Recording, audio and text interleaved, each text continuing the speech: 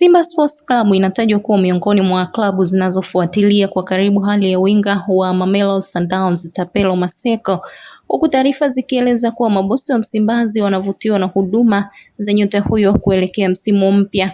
Maseko mwenye umri wa miaka 22 ni mmoja wa wachezaji wenye vipaji vikubwa nchini Afrika ya Kusini.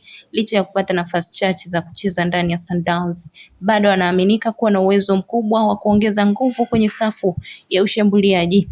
Inaelezwa kuwa Simba Sports Club inaendelea kutafuta winga mwenye kasi, ubunifu na uwezo wa kucheza pande zote mbili za ushambuliaji, huku Tapelo Maseko akitajwa kuwa mmoja wa majina yanayoangaliwa kwa umakini.